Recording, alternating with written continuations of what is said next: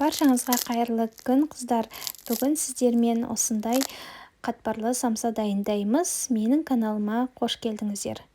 Ең бірінші біз осылай ұнымызды електен өткізіп аламыз. Міндетті түрде електен өткізіңіздер, қыздар. Сол кезде қамырымыз әдемі болып еленеді. Бөлме температурасындағы су кішкене салқындау болсын.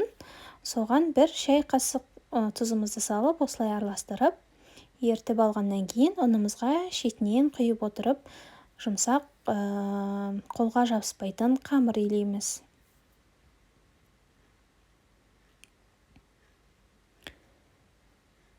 Міне осылай жақсылап қамыр илейміз. Қамырымыз әдемі, гладкий қамыр болады. Суымыз қатты жылы болмасын, әйтпесе жайған кезде ыңғайсыздық тудырады. Сол үшін кішкене салқындау су алыңыздар. Кәдімгі бешбармаққа, етке дайындайтын қамыр илейміз осындай. Тура сондай қамыр илейміз, кішкене қаттырақ қамыр. Осылай шетінен суымызды құя отыра, қамырымызды илеп, дайындап қойғаннан кейін бетін жауып 10 минутқа қойып қоямыз. Кішкене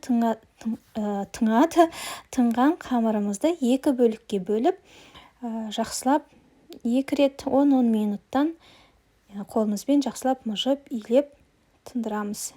2 қайтара тындырамыз.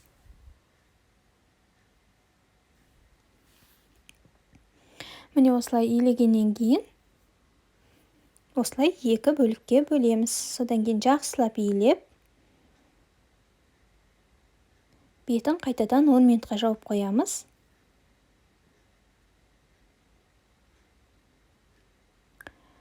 Оның ортасында міне біз майымызды ертеміз. Қыздар, майды міндетті түрде осындай буға ертіңіздер. Майымыз бізде 82,5% майлылығы сондай. Одан төмен алмай-ақ қойыңыздар, иә. Тек қана осы 82,5 май керемет слойка шығарады.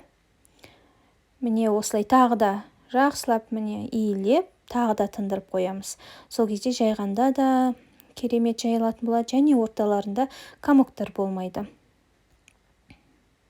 Жақсылап осылай міне ұнымызды сеуіп отыра, осылай қамырды жаямыз. Қыздар, осы кезде майымыз ериді, сол кезде үстіндегі ыдысымызды алып, бөлек қойып қоямыз. Кішкене суып тұру қажет.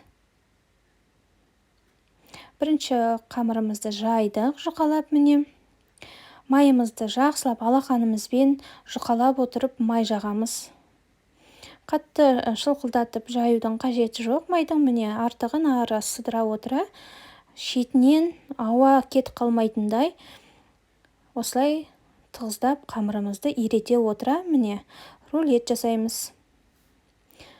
Осылай рулет жасап, шетке қойып қоямыз, бетін жауып. Кеуіп кетпейді, сол кезде обязательно бетін жауып қойыңыздар. Міне, майымыз бізде 82,5 майлылығы, қыздар. Міне осындай жақсылап, жұқалап майымызды жағып, қамырымызды осылай рулет қылып ораймыз. Екі жағынан бір-біріне қарама-қарсы етіп осылай иректеп қоямыз, шетіне қойып, бетін жауып қоямыз жаңағы ыдысымызбен, кеуіп кетпес үшін. Міне. Бұны қазір жаңа екінші қамырдың ішіне қойып ораймыз. Міне екінші қамырымызды жайып алдық. Міне жұқа әдемі қамыр болды. Сол үшін суымыз кішкене салқындау болу керек, қыздар. Сол кезде жақсы қамыр шығады осындай. Жан-жақтары кейбіреулер айтады, юбка сияқты, көйлек сияқты болып кетеді деп. Сол үшін қамырымызды кішкене салқындау суға және жаңағындай тындыра отыра жаю керек. Міне жаңағы майымызды жаққаннан бірінші қамырымызды үстіне қойып, қыздар, бірге орап тастаймыз. Содан кейін мұздатқышымызға салып қоямыз. Міндетті түрде салқын жерге салыңыздар, қойыңыздар. Бір тәуліктен кейін қолдансаңыздар керемет болады, бірақ асығып тұрсаңыздар 2-3 сағаттан кейін жасай беруіңізге болады. Міне ортасы осындай слойка болды, қатпарлы болды. керемет шықты. Осыларды бірдей бөліктерге бөліп аласыздар. Жартысын қолданып, жартысын мұздатқышта сақтасаңыздар да болады. Міне ортасы слойкалары керемет. Бізге осындай салмасына пияз қажет, фарш қажет, тыква қажет, асқабақ және қара бұрыш және тұз дәміне қарай. Сіздер асқабақты салмай қойсаңыздар болады, ұнатпасаңыздар оның орнына картоп қоссаңыздар болады. Әркім өзінің ұнайтын специй дәмдеуштерін қосса да болады. Мінекей слойкалар ортасында көрініп тұр, қатпарлы. Ақырын қолымызбен осылай икемдетіп отырып, жан-жан айналдыра отырып жаямыз. Ортасын қатты жұқалап жібермеңіздер. Міне шетін ғана әдемілеп жайып шығасыздар. Одан кейін салмасын салып, өзіңізге ыңғайлы формада пішінде түйіп пісіресіздер. Қыздар, алдыңғы видеода мен сіздерге самсаның түйу әдісін көрсеткен болатынмын. Сіздерге ұнады ма? Сіздер қандай әдіспен самсаны түйесіздер? Пікірлеріңізді білдіріп, бөлісіп отырсаңыздар екен. Міне мен шетінен алып, осындай әрдайым осындай өрімде өріп пісіремін. Самсаны әдемі көрінеді.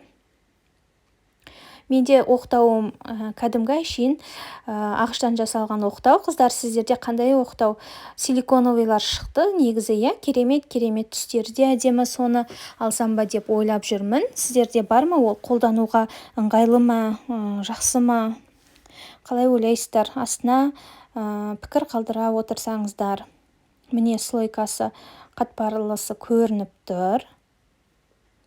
Осындай бір қасық фаршымызды, салмамызды салып, түйіп шығамыз. Түйген самсаларымыздың бетіне бір жұмыртқа немесе жай сарысын қолдансаңыздар да болады. Мен бір жұмыртқаны жарып, үстіне бір ас қасық сүтімізді құйып, вилкамен, шанышқымен жақсылап араластырып алғаннан кейін бетіне жағып, үстіне күнжіт немесе мак сеуіп пісіріп аласыздар. Мен духовкада 180 градуста 30-40 минут пісіремін самсаны. Себебі енді ішінде ет болғандықтан жақсылап пісіріп алу қажет.